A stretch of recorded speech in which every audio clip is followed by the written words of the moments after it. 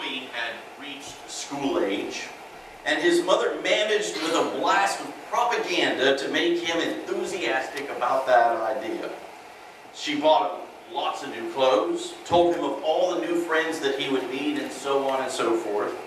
Come the first day, he eagerly went off to school and came back home with a lot of glowing reports about everything at school. Well, the next morning when she woke him up, he asked, "What for?" She told him it was time to get ready for school. What? More?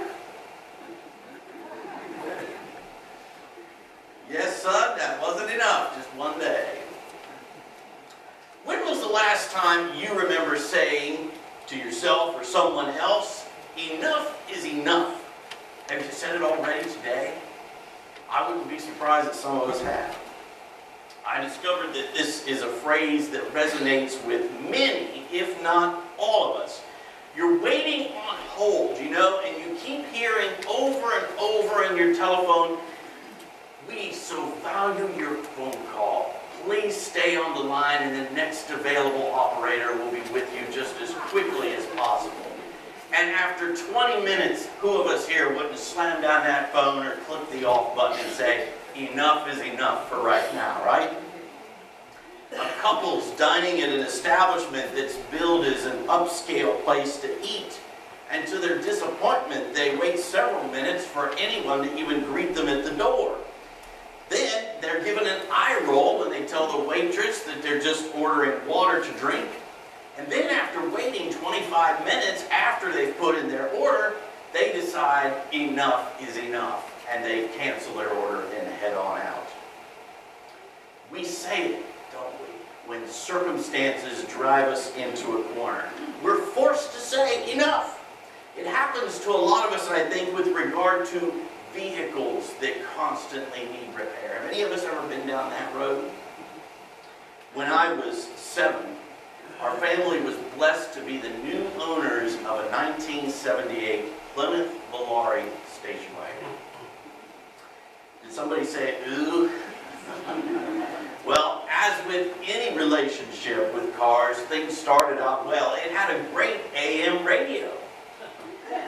Over time, though, it began to test our patience. It needed a new transmission, new fenders to replace the ones that had completely rusted out. That may have been a recall, I don't know. It needed eventually even a new gas tank. And I remember several instances when out and about something gave out. Sometimes it kept us from driving it back home, sometimes not. We crossed a railroad track crossing one time, and as we did, all of a sudden the muffler gave out. And I know most of us don't today have too many experiences where all of a sudden your car goes, you know, and starts making a lot of noise. I remember my dad saying, "Oh, I think that was the truck going the other way." But we quickly learned it was not. One time as we were going through a car wash, water began pouring through the floor, into the floor, underneath the dashboard where the rusted out floorboard was. The bodies of those Plymouth cars back then were rust bodies. And it wasn't just the Volare, I'm sure. Well, I passed my driver's test with that car. That tells you a little bit about how long we had it. And in those last years of high school, it seems we had kind of made it over the hump, if you will. It was behaving as it should until one evening my brother and I were driving it to the roller skating rink, and it started to want to stall every time we came to a red light or a stop sign. And to this day, you know, those cars had really sweet slant six engines. If you're engine aficionados, you know what I'm talking about. They were the talk of the car world back then. I still think it might have been a pretty easy fix, but Dad decided enough was enough. It's time for this car to be ushered out, to see the junkyard. Maybe you or someone you know has heard the news over and over of drug overdoses and the corresponding explosion in the number of kids in the foster system, until one day you or they declare enough is enough. And you or they make a decision to help out in whatever way you can. Picture a man with me who's been struggling for many months with a disturbing thought. He's He's always enjoyed having a drink with dinner, but lately it seems that one drink turns into 2 or 3, sometimes so many he can't even count. His marriage is on the rocks. His boss is threatening to fire him because he's habitually late, and he's troubled by the thought that maybe he's an alcoholic. A friend of his who's in recovery has said so much to him, and he's told him about Alcoholics Anonymous and how it literally saved his life. He even gave him a card and said, "Call me anytime."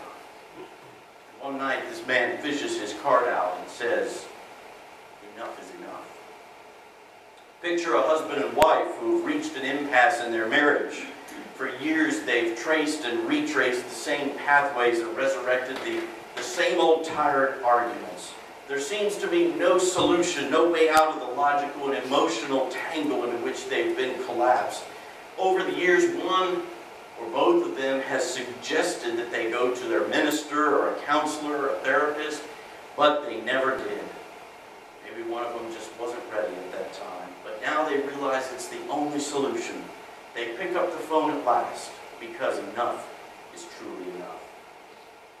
I could go on and on and on. We say enough is enough a lot. More than enough. Amen. And in countless circumstances, enough is a good thing. It's a recognition that it's time to cease whatever struggle is right before us. It's a decision to move on.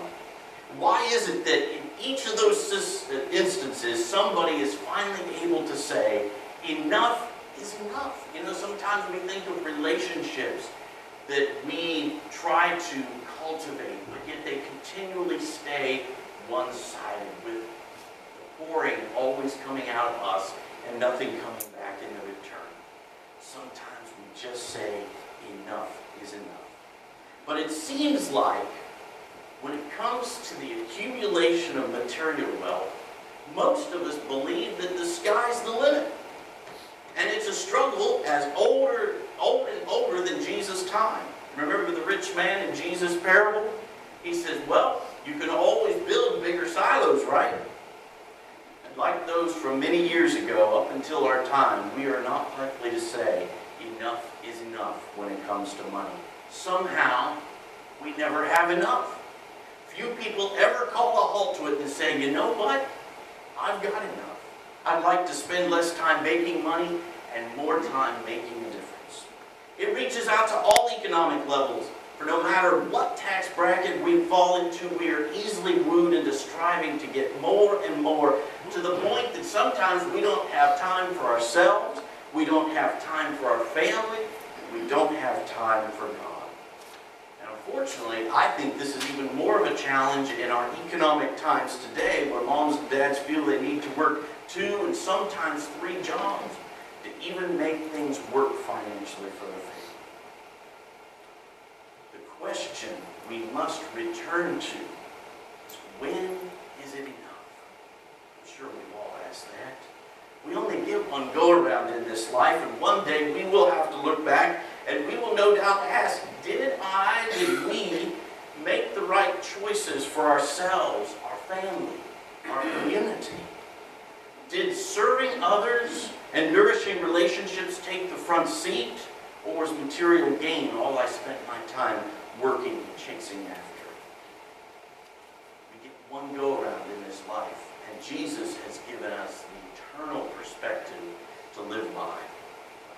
Thanksgiving Day, we know, is upon us again. 4 days away. It's barreling at us pretty quick.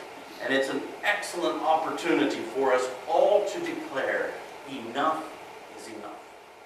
When we keep the holiday well, we make that statement out of deep, deep gratitude. We look around us and we really take time and dig deep to count our blessings and realize that, yes, indeed, we have been and we are greatly blessed. But our possessions are not the source of our blessing. It's our relationship with a living and loving God. What such a God gives us in life in terms of material wealth simply has to be enough.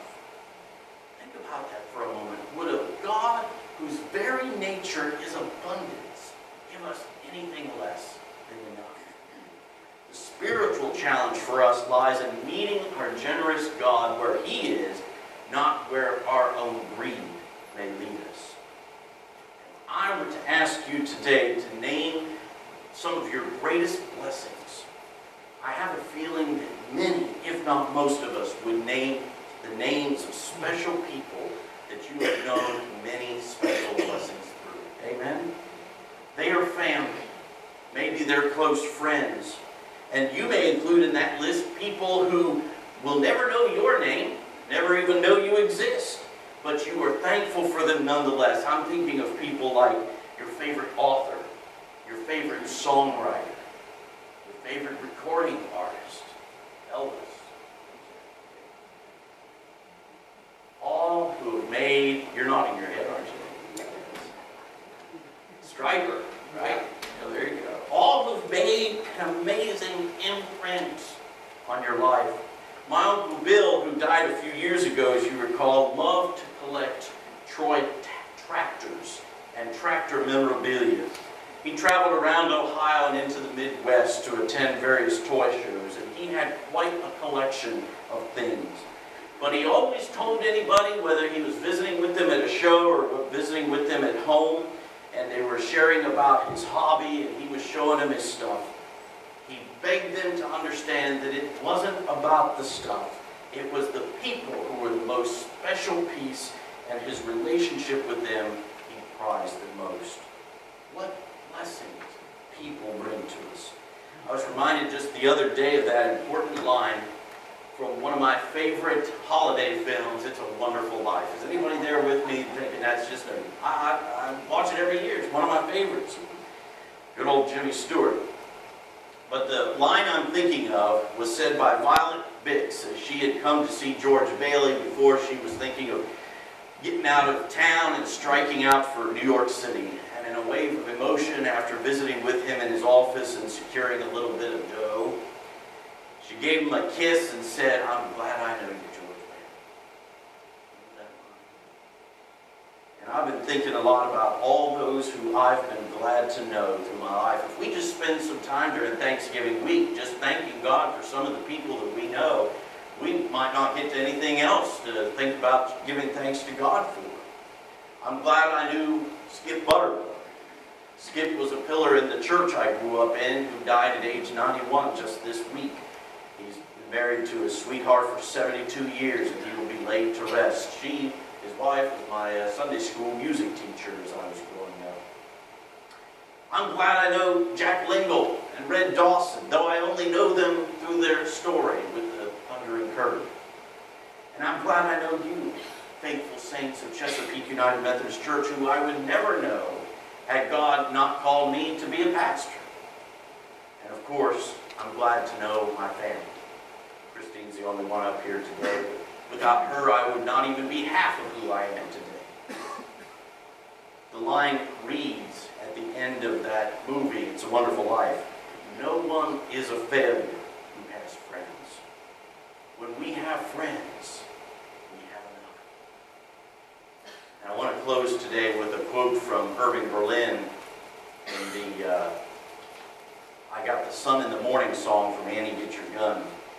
"Taking stock of what I have and what I haven't, what do I find? The things I got will keep me satisfied. Checking up on what I have and what I haven't, what do I find? A healthy balance on the credit side. Got no diamond, got no pearl, still I think I'm a lucky girl. I got the sun in the morning and the moon at night." Let us pray together.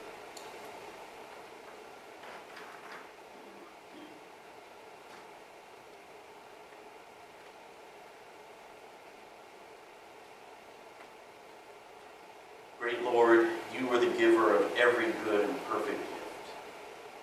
From the morning sun to the evening star, our days are measured by your indescribable abundance and generosity. And we confess that we find it hard at times to be thankful, Lord. So easily we allow ourselves to be distracted by greed and by pride and by desire. Teach us that contentment is not the result of what we have, but is rather the result of what we believe.